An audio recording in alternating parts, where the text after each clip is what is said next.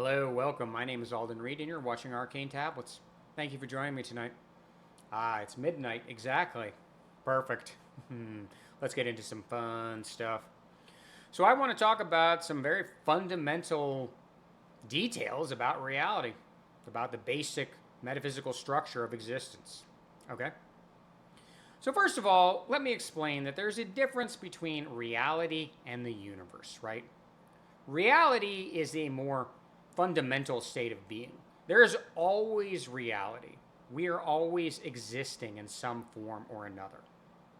The universe, however, is a specific created structure with all sorts of dimensions and worlds and realities, and of course, beings like us incarnated in it.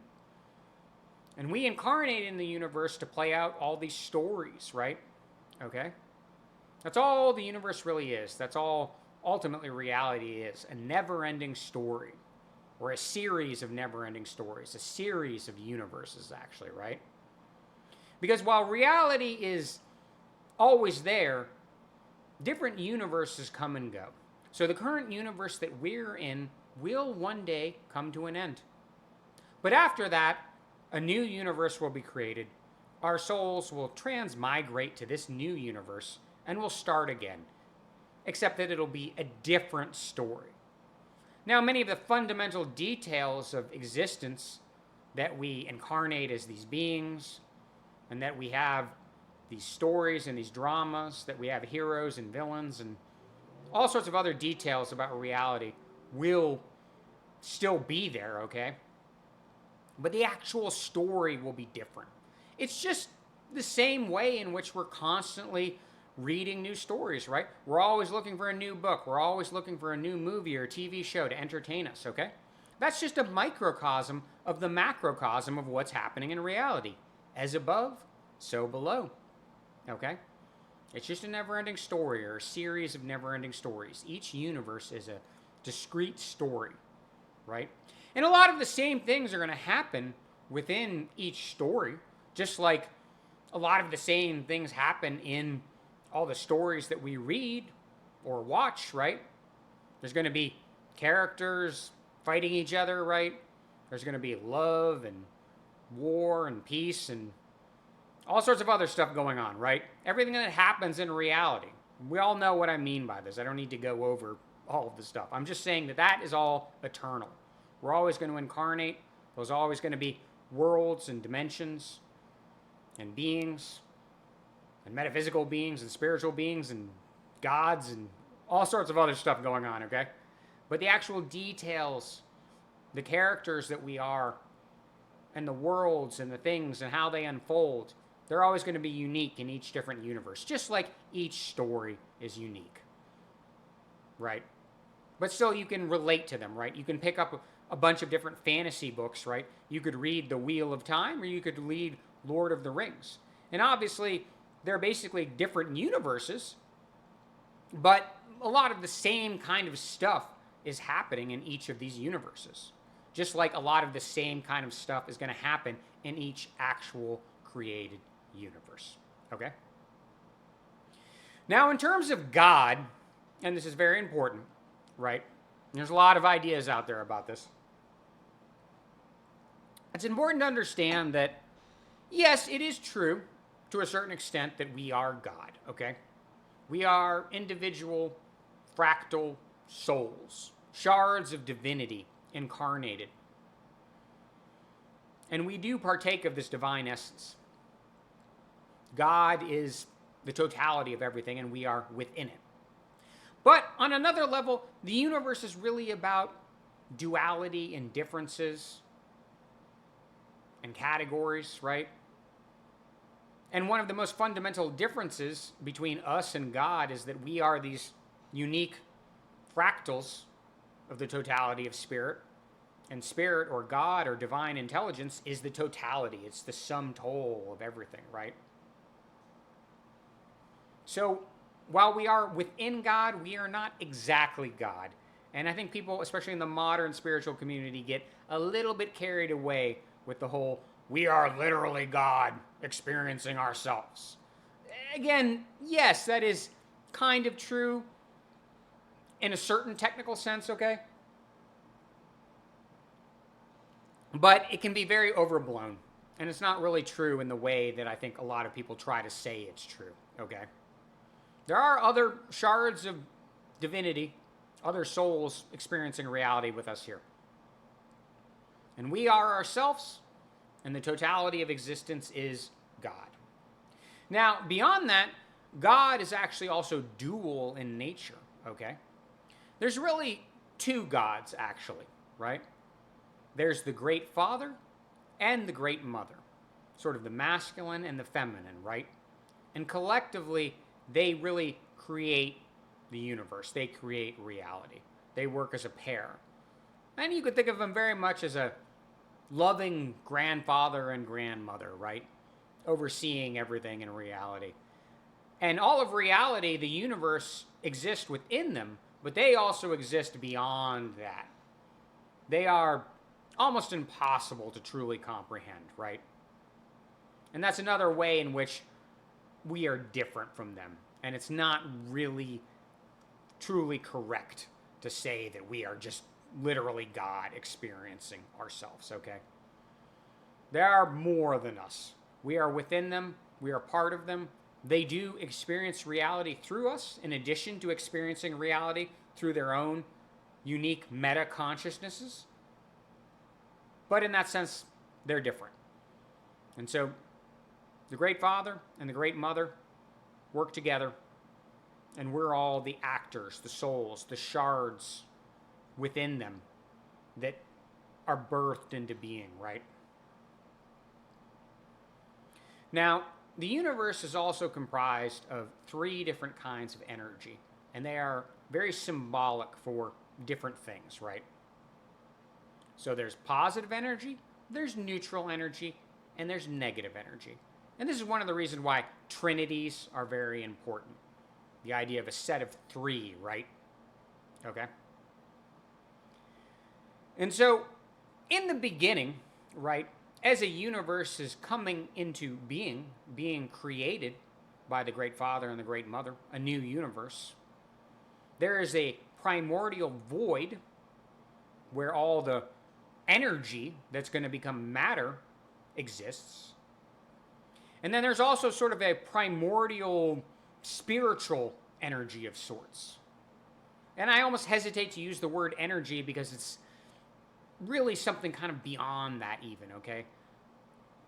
It's not even energy in the same sense. It's not going to be turning itself fully into physical reality in the way the void is. But to a certain extent, a lot of this spiritual energy, let's just call it, is absolutely going to be invested in reality. And that's really what our souls are made of.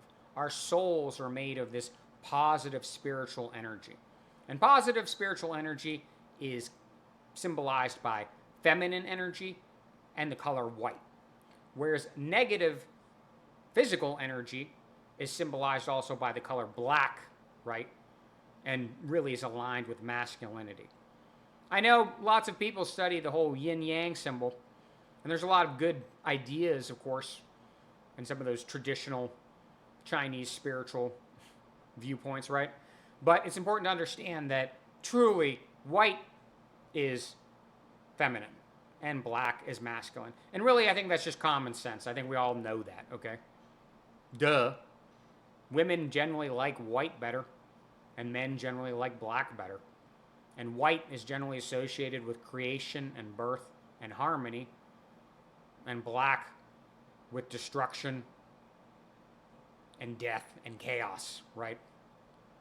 But here's the thing. So as the universe is getting ready to come into being, right, like I said, reality is always happening, but universes come and go. So a universe has ended and a new universe is coming into being, okay? So there's all this actual energy that's going to become the matter, which is the primordial void, and then there's all this spiritual energy. And it's going to need to be combined together in order for existence to happen. But here's the thing.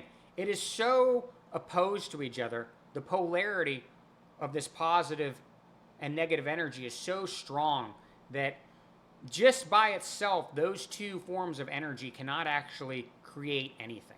It really just would lead to a cycle of creation and destruction. And therefore, God, the great Father and the great Mother, God and the Goddess, if you will, needed to create a third kind of energy, which is called neutral energy. And this is symbolic for the mind or thought or consciousness. And although you might think to yourself that neutral energy would be sort of neutral or neuter, it's actually still masculine in nature because it is masculine and feminine energy combined, but masculine and feminine energy combined still creates an energy which is more or less masculine. So we have our raw, chaotic, black masculine energy, and then we have our filtered masculine energy, which becomes basically mental energy or consciousness or thought. And we need this neutral energy in order for the positive and the negative energy to sort of exist together. And we also need it to navigate reality. This is what our consciousness is made of. This is what thought is really made of. Because thought and ideas and consciousness is kind of halfway between energy and matter and spirit. Again, it's the medium by which these things can interact. And again, it's why trinities are so very, very important. Now, the other thing to understand is that negative masculine energy is so chaotic and destructive that it has to be largely separated from the rest of the universe, okay? So there's only a small amount of this raw negative masculine energy that is floating in our reality. In the primary 12 dimensions and also in the 13th and the 14th dimension. There are 15 dimensions. I talked about them in another video. I'll talk a lot about them more in the future, but moving along. So most of this negative black energy needs to be segmented and separated. And therefore, after reality comes into being, or I should say after the universe within reality, a new universe in reality comes into being, then the Great Father and the Great Mother are going to separate most of the negative energy. They're going to filter it out. And it's going to be sectioned off in the void realm, in the zero dimension. And when we talk about black matter or antimatter or dark matter, right, all that stuff, that's just sitting there under physical reality, under what we can detect more or less, right? We can't actually detect it. We just infer that it's there, right? We know that it is. But that is all energy coming directly from the void, right? And this is also the stuff that black holes are made out of. And indeed, if you were to travel through a black hole, you would actually find yourself in the void realm. And this is not a place that you would want to be, I might add. This is a place, like I said, full of tons of raw, primal, negative, chaotic, masculine energy. If you want to know what goes on in the void realm, just pick up some H.P. Lovecraft, okay? It ain't pleasant. And there's a reason that it needs to stay there. Reality is already pretty crazy enough, right? The universe is already crazy enough as it is, even with most of this negative energy segmented off in the void. Now, there's also many ways in which this is symbolized in other aspects of reality. Let's talk about biology, okay? So women are XX and men are XY, okay, right? So that XX is symbolic, again, for that positive spiritual energy, whereas the XY is symbolic for the neutral consciousness, the neutral mental energy, right? Which is created by drawing some of that raw energy, matter and energy, and merging it with spirit, right? Energy plus spirit equals consciousness. I guess that's a very simple way, or mind, right, that you could think about it. There's a lot of people out there, beings, and traditions that try to argue that the universe is fundamentally mental, and that's not the case. Not at all. The universe is fundamentally energy, which becomes matter, and then spirit, which is kind of what everything is contained in, and sort of the stuff that the Great Father and the Great Mother are really made out of, and the stuff that our souls are made out of, okay? But the mind is really just a medium, okay? We are ultimately spirits. We are ultimately souls. That is what we are truly. And we are incarnating to have this story, to have story time, right?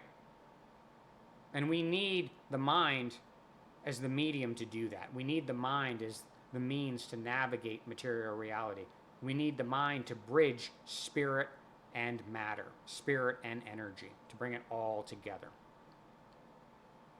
Now, in the void realm, male beings are YY chromosome, okay? And female beings are XY, okay? And that makes them a lot more chaotic and destructive, and that's why, they are segmented. See, the void realm is not quite the same as the primeval void, okay? The primeval void is truly just chaos and nonsense, basically, right? But the void realm does partake a little bit of positive and neutral energy as well. So there is creation and thought in the void realm. And as a result, there are actually beings and creatures and, well, have you watched Stranger Things?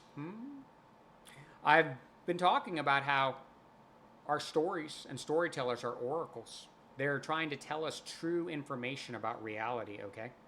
Now, all the details of these stories are not necessarily perfectly matching what's happening, but the general themes and many of the characters in all of these stories, right? They serve as avatars for reality, right? Our storytellers are trying to tell us subconsciously. I'm not saying that they're necessarily sitting down and intending to do this, but by creating their art, they're actually giving us real information about reality, about the structure of things going on, and also about the details of the particular story that's unfolding, right? Now, I'll give you another example, right, of how this is symbolized. Let's talk about atomic structure, right? So you've got protons and neutrons and electrons, right? Protons symbolize positive, right? Neutrons, neutral. Electrons, negative, right? Symbolizing, again, spirit, mind, and body. Energy. Kind of the same thing, right? So the proton sits at the center of the structure. And the neutrons are within sort of the, I think it's called a nucleotide or something like that. Whatever, nucleus, okay? I'm not an expert in that stuff. I'm just trying to give you the metaphysical symbolism of it, okay? But the point is the protons and the neutrons are together in a space. And that is symbolic for reality. So again, literally at the smallest level, as above, so below, microcosm, macrocosm, okay? And the electrons float outside. And the electrons are not allowed to come inside where the protons and the neutrons are, okay? And that's just how it works. And that's completely symbolic for how the macrocosm of the universe and reality works as well, right? And as I said, XX, proton, white, feminine, spiritual. YY, negative, physical, energy, masculine. XY, also masculine, mental, consciousness, thought, silver, right? So all of these things, it makes perfect sense, right? Neutrons, right? In the middle. Okay? And again, I know it might seem a little confusing, but ultimately, XY does lead to something being masculine, okay? Not in the void realm, but in the rest of reality, okay? Because the masculine does tend to try and dominate the feminine. That's just, we can see that, okay? That's pretty obvious. Everyone can see that in reality. That's just how that energy sort of works, okay? Now, once all of these energies have been created, right? Once the Great Father and the Great Mother have taken this positive and negative energy and created neutral energy, the universe is then comprised of 33% positive, 33% neutral, and 33% negative, or 33.33333. You get it. Again, trinities, right? Positive, neutral, negative. Okay? And the Great Father and the Great Mother then create some more gods, basically, in order to manage things. And so the first being that they create is the demiurge. The demiurge is the firstborn. And the demiurge, you can think of very much as sort of a spiritual AI, sort of a reflection of God, a reflection of the Great Father and the Great Mother, okay? But when the demiurge is created, the demiurge is actually not fully awake, basically. So the demiurge has to stay asleep most of the time because the void realm is too chaotic and it's too intense to have the demiurge, this consciousness, right? Not a being in the sense that we are, but very much a consciousness. The demiurge has a consciousness, as do these other gods we're going to talk about, right? But in order to keep that energy, keep the electrons out, in order to make sure that there's only XX and XY beings, right? We need to keep the demiurge asleep in the void realm, in the zero dimension, with all that dark and antimatter, right, separate from the rest of us, okay? Now, that's not to say that some of that isn't still operating, right? Just because the demiurge is asleep doesn't mean that there isn't negative energy in reality. As I said, there is. There needs to be some negative energy, right? There needs to be bad things that happen, right? Reality wouldn't have meaning. Existence wouldn't have meaning if there weren't heroes and villains, if there wasn't conflict and drama and all of this stuff. So it is true very much what they say. We are, to a certain extent, grateful that there is some negative energy. We're grateful that certain people do play the role of the villains from time to time, right? And we all take our turns doing this because it's very hard to play this role. Because ultimately, we do want to be good. God is encouraging us to be good. The Great Father and Great Mother want us to be good and loving and caring and all this stuff. But it's just the fundamental nature of existence that there must also be some bad things that happen, that there must be some drama and conflict, okay? So it's a bit of a paradox. We're grateful for the fact that it does exist, but we're also trying to do the good stuff. Except for the small percentage of us who are committed to being villains, basically committed to sort of serving the demiurge, the Lord of Darkness. Very much who is the devil, especially when he is in his awake state. And I'll get to that in a second. Now, after the demiurge is created to sort of regulate the universe, because that's the other thing the demiurge does. He's sitting down there in the void realm, and he's kind of asleep. He's this spiritual AI, this reflection of God, and he's just kind of doing his thing, right?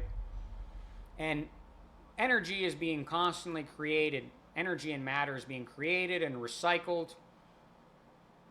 And that's sort of what the void realm also does. When energy is destroyed, not truly destroyed, it goes back to the void realm so it can be then recycled back into the other 14 dimensions, right? And so that's basically what the demiurge does most of the time. Now, after the demiurge is created and sort of left in this sleepy state, then the Divine Father and Divine Mother, the Great Father and the Great Mother create the Divine Father and the Divine Mother. So again, Great Father, Great Mother, sort of like the grandparents of reality, okay? The grandparents of the universe. And then the Divine Father and Divine Mother are the parents. They are our parents.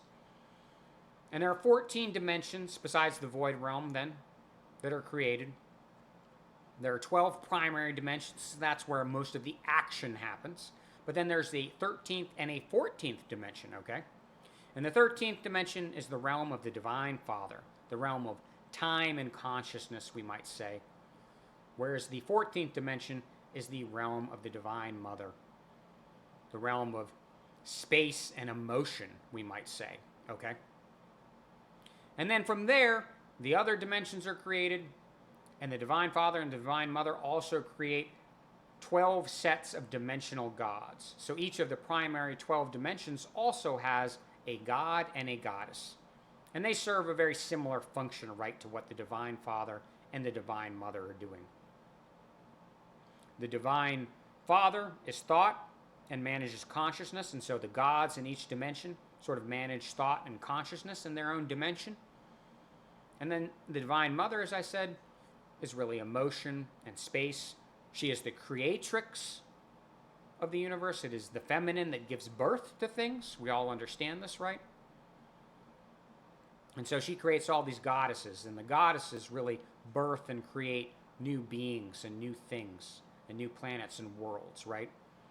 So the feminine serves as the creatrix, and the masculine serves as sort of the thinker, the mental aspect, the consciousness, the intermediary.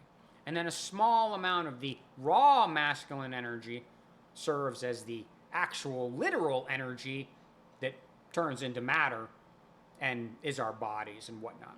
And yes, absolutely, matter is not truly real, okay? And even energy, to a certain extent, is not truly real, okay? It's all is one spiritual hologram, a spiritual simulation. That's absolutely true, right? Nevertheless, in order to have meaningful existence and do things, it does sort of become what it becomes. And that's another way in which I'm talking about how there has to be some duality and difference and distinction between things, right?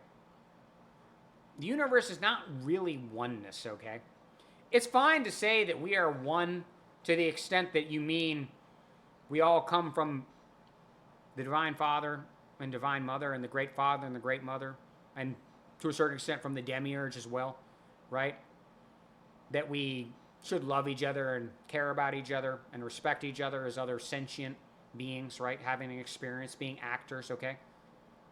But in terms of actual existence, we are not one. We are different. We are separate. Okay? And it's very important that we're different and separate. It's always going to be that case, right? It has to be that way. There could not be reality. We could not experience reality. We would not have identities. We could not have stories. Nothing would be meaningful. Nothing would really happen without these dualities and differences and distinctions, right? So it's not really good to try and transcend them, nor is it actually possible at all. And there's a lot of spiritual teachings out there. There's a lot of metaphysical teachings out there that are absolutely incorrect. There are mischievous teachings from various occult sources that are trying to throw you off, okay? Right? Now, ultimately what happens is that eventually the Demiurge wakes up from his slumber. Eventually, a being within the 14 dimensions, within created reality, within the universe, stares too deeply into the abyss. And you know what happens then? I think you do. The abyss stares back at you. Eventually, a being from within the created universe delves too greedily and too deep and disturbs that which should not be disturbed. And when that happens, the great eye opens, wreathed in flame. And he becomes fully conscious and aware of his power. And he beholds everything in the universe. And he says, I am a jealous God, and there is none but me. For he doesn't know about the Great Father and the Great Mother. He doesn't truly understand the existence of spirit and that everything is ultimately just a spiritual hologram. He knows about energy and matter and thought, right? And from his perspective, that all comes from him. And in terms of how the universe functions and is created and a specific universe, right, there's a certain truth to that, right? So he's not entirely wrong. He's not right either, truly. But this is what the Gnostics are telling us, right? If you go pick up a copy of the Nag Hammadi scriptures, I would recommend you do, because there's some good stuff in there. There's stuff in there that's not true as well, but oh yeah, there's a reason that the early church fathers went out of their way to get rid of all that stuff and It's only thanks to some chance recoveries and some rubbish heaps, right? Some old papyrus or scripts, right? That we got that information back. All right. So the demiurge wakes up, and he is a jealous god. And he's full of that creative, destructive energy, right? And when he wakes up, he starts infecting the minds of everyone in reality. Like I said, the Great Father and Great Mother, they're truly God. And they exist beyond everything. And they don't really exist in the way that we exist in the universe. There's so much more. It's hard to even wrap your mind around it. The Divine Father and the Divine Mother and the Demiurge are within the universe, okay? They are the universe. But they're not beings like us. They're really just consciousnesses. And they cannot incarnate. However, they can influence us. The Divine Mother creates things, and the other goddesses create things. And then the Divine Father and the other gods are in charge of thought and regulating consciousness, right? And then the Demiurge is really in charge of energy and recycling things, but when he wakes up, he wants to basically start to take control of the Divine Father. He especially attacks the Divine Father. It's harder for him to access the Divine Mother. White and black, again, there's so much polarity, right? So to a certain extent, she is somewhat safe. At the same time, he's going to try to constantly pervert and invert all of her creations. He's going to try to pervert and invert all of the creations of all of the female goddesses, the creatrixes, all of the female rulers of these different dimensional realms, right? He can't actually create, like I said, masculine energy does not actually create, it can only destroy.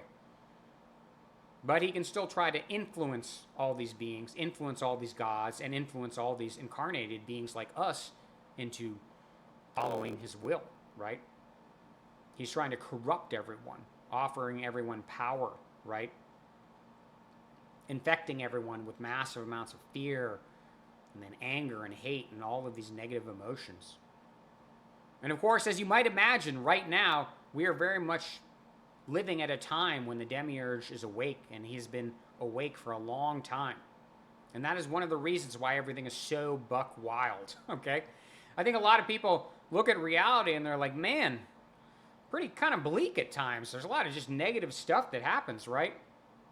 But you have to understand that this is not always the case. Most of the time in the universe, things are not so bad. Now, there's always, like I said, some drama and bad stuff happening. But usually when the Demiurge is asleep, it's kind of manageable. It's only when he wakes up that it becomes truly unmanageable. And when we look around right at the powers that be in this world and the things that they're doing and the things that they're into, there's no boundary they will not cross, right? They're so in love with this void theology, right? In love with the ideas of someone like Aleister Crowley, right? Do what thou willest is the only law of the universe, right? That is straight Demiurge talk. That is the devil. The Demiurge is the devil, right? As the Gnostics told us, in the zero realm, in the void dimension, in the black speech of Mordor. His name is Yaldabaoth. He's also known, of course, on Earth as Samael, the blind god. You can call him by either name, right? Or just the Demiurge or the devil. And he is awake. His eye is open. And he is ascendant. And that's why we're in the situation we're in right now. And this just happens in every universe, okay? You have to understand this. Every single universe, there comes a point where the Demiurge is awoken. And this is what all our storyteller oracles are trying to tell us. All of our stories, so much of the science fiction and fantasy, right?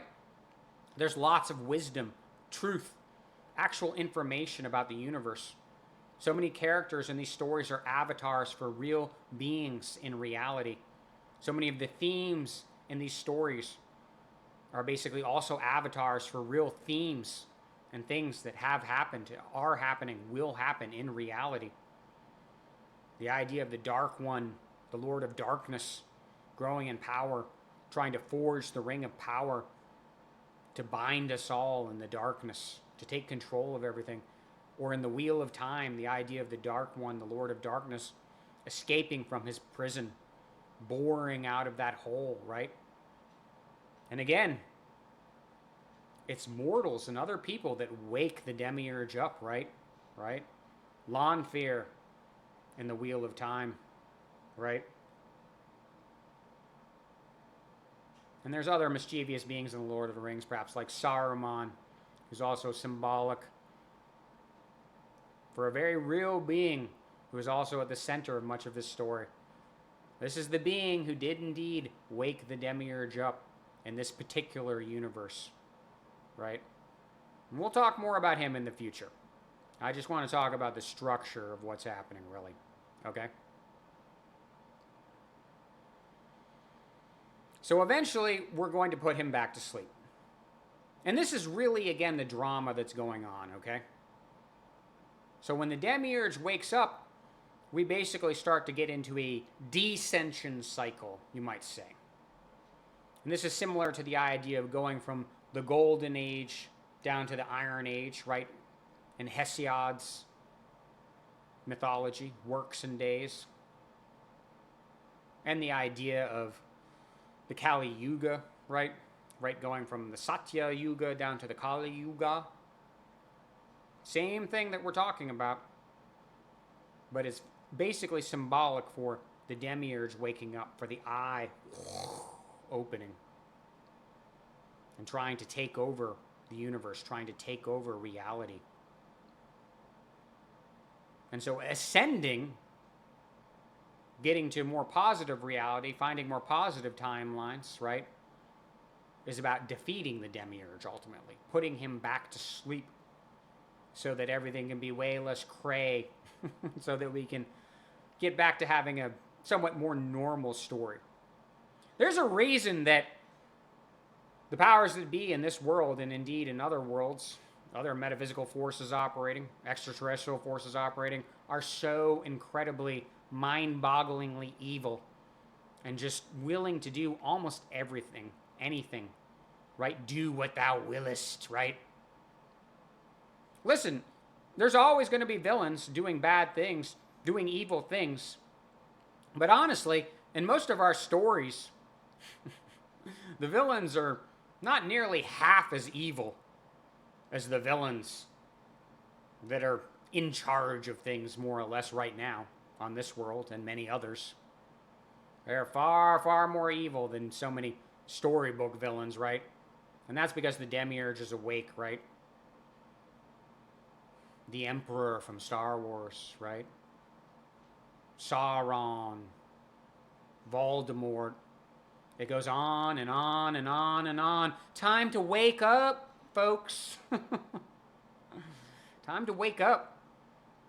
It's the fiction where we find truth. It is in art that we can find the details about what is happening. Even if it's all kind of mixed up, even if there's all these avatars, even if it's just about themes. But by looking at all these stories, we can see the same avatars showing up over and over again, the same themes showing up over and over again. And this is just always what happens, okay? We're always going to come to a point in every universe where eventually the demiurge is going to wake up, and we're going to have this basically end game, get to these infinity wars, right? Where we have to defeat him and put him back to sleep, put him back into his prison, so that we can get back to a slightly more normal and less crazy state of reality, okay? Like I said, there's nothing, no evil people infected, enslaved by the demiurge will not get up to. And that's why the evil has really been accelerating and getting worse and worse and worse. And that's what happens in every story, right? Everything gets worse and you keep getting closer to this climax state, the last battle, right? Which is not truly the last battle in the universe, because there's going to be another universe eventually, but the last battle in this universe. The end game, the climax, however you want to conceive of it, right? And then after the demiurge gets put back to sleep, there still will be some more existence in this universe. But eventually this universe will end. We'll all wake up, basically, and remember that we're just divine shards of infinity. We're just souls having a physical experience. We're just actors playing these heroes and villains, having this drama, right? And then the universe will basically implode in a physical, energetic level, I should say. And our souls will transmigrate to a new universe, and the cycle will repeat. And this is just how it is. Like I said, it's a never-ending story, a series of never-ending stories, a series of universes, a cycle of creation and destruction. Time is infinite. Something from nothing? Woo-hoo-hoo! That's some nonsense right there. That's some void theology. That's some demiurge talk right there. And he's got his tentacles, oh yeah, deep into the minds of so many people on this world, especially people that wield a lot of power. And the funny thing, of course, they don't even understand that he exists. Most of them don't. I think a few of them perhaps do. What do they say, right? The greatest trick the devil ever pulled was convincing you that he wasn't real. It's not just enough to promote atheism, to promote void theology, to promote the idea that there is no spirit, even though we are just in a spiritual hologram, and in the end of the day, it's nothing but spirit, really. Okay? But the demiurge also has to hide himself. He doesn't want you to know. He doesn't even want his slaves, the powers that be, to know that he exists too. Right? What does Gandalf say? There's only one Lord of the Ring, and he does not share power. You're just his slave if you're working for him. And that's, again, the symbolism of developing a black heart, too. That means you've been enslaved by this negative, chaotic energy, that you're serving this tyrannical, demiurgic force, that you work basically for the devil, right? I mean, they put this eyeball on the dollar bill and all of this other literature and documents and whatever. What do you think that eye symbolizes? Do you think that's just a symbol? Okay. Well, he does a good job of convincing you, huh? I think deep down inside, though, you all know that he is very real. Just as real as the Great Father and the Great Mother, or the Divine Father and Divine Mother. Right. And I'll talk a lot more about the different dimensional gods. I've introduced the primary 12 dimensions and talked about the 13th and 14th and zero realm in another video, where I talked about the demiurge a little bit as well. But I just wanted to make this video to kind of go over some of the basics. There's a lot more to say. This is really still just an introduction, even if it's, almost going to be 45 or 50 minutes long, right? It's really the shortest I can possibly make it just to get some of this information out. There's just so much to talk about, okay? It's important to understand all this metaphysical symbology, right? These colors, right? These macrocosms and microcosms, whether it's biology or atomic structure or all of these things, right?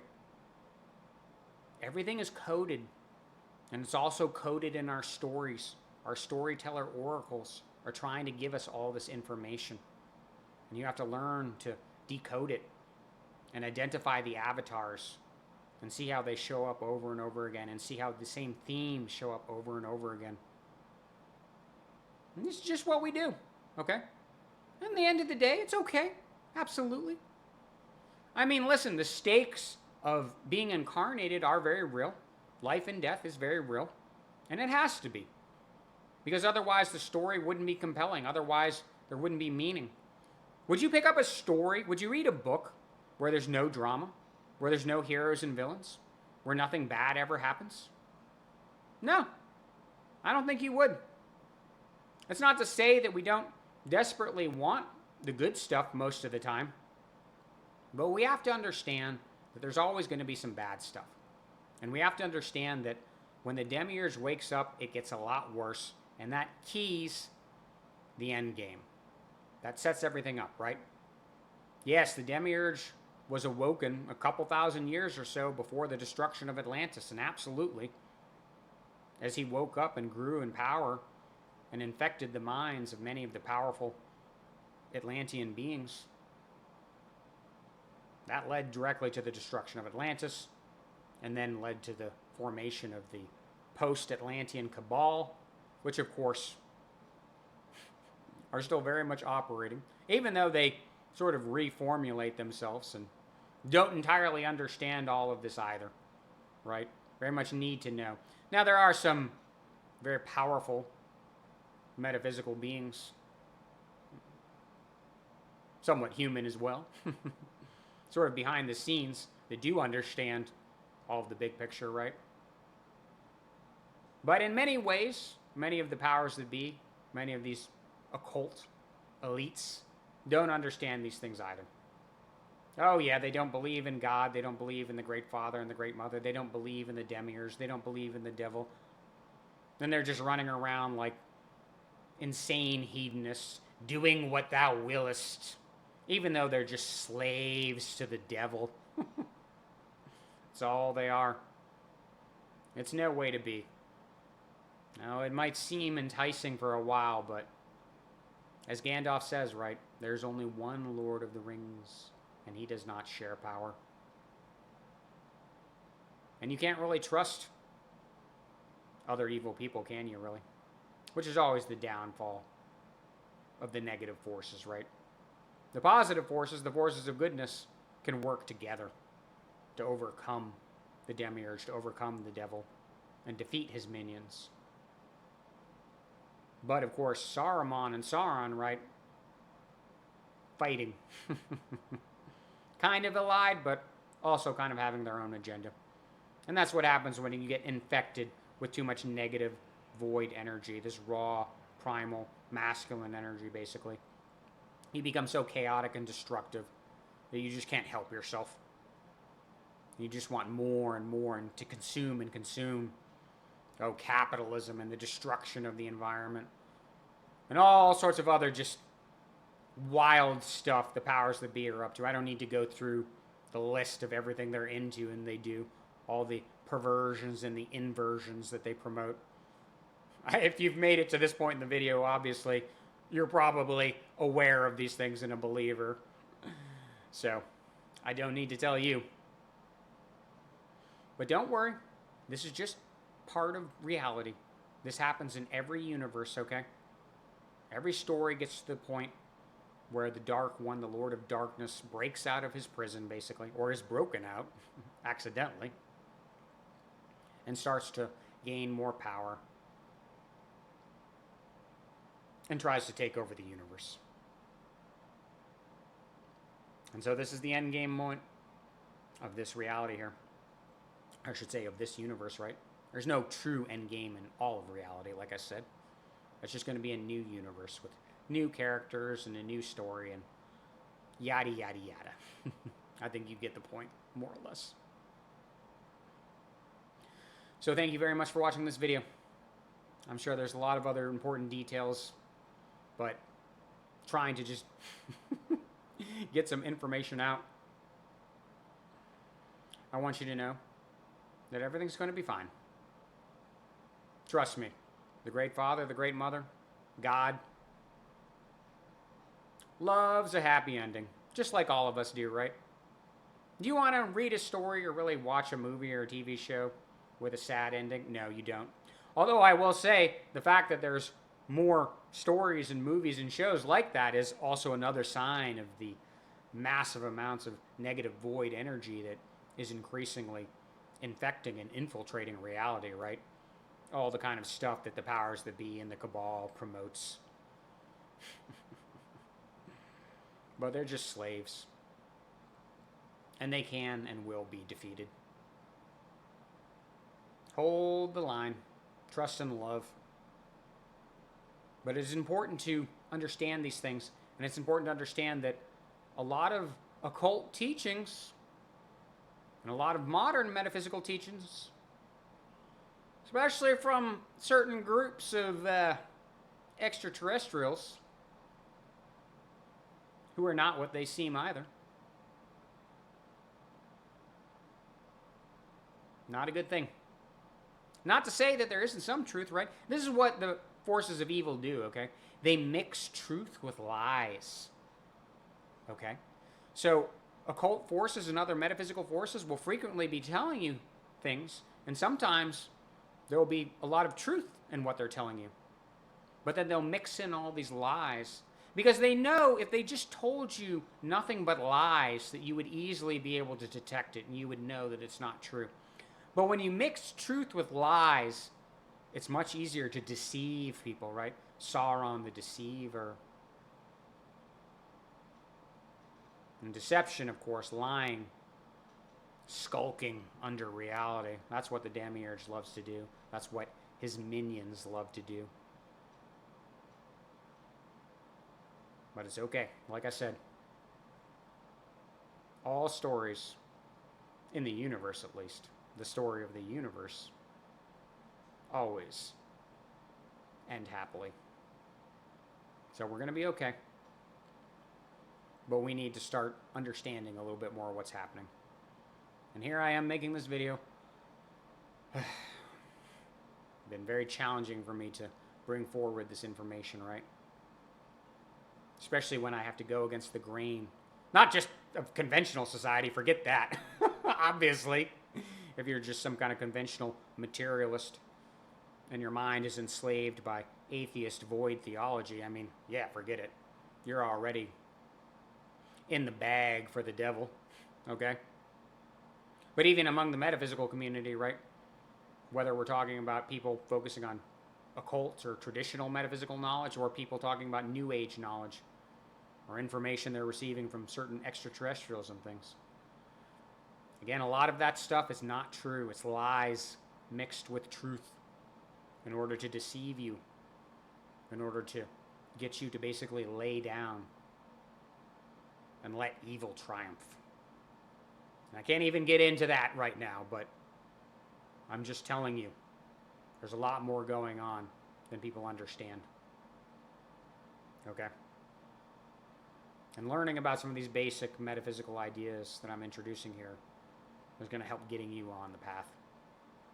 And then I'll dish out so much more information in the future, too. Don't worry. It's going to take some time. We'll get the information out. We'll get the story out. We'll talk about all the main characters. And find out what's really going on. Thank you very much for watching this video. If you like it, give it a thumbs up. Give it a like. Subscribe. Share. Suffice it to say, powers that be do not care for me or my videos or my message. So, I would appreciate any help you can give me. Any help you can give us in spreading this information around. I want you to know that I love you very much and that God loves you very much. I want you to know that truly it is okay. It is all a story. We are actors. We are eternal souls, shards of divinity. And nothing was truly ever broken. You have always existed and you will always exist. There's nothing to fear but fear itself. Many blessings. Much love. We'll see you again very soon.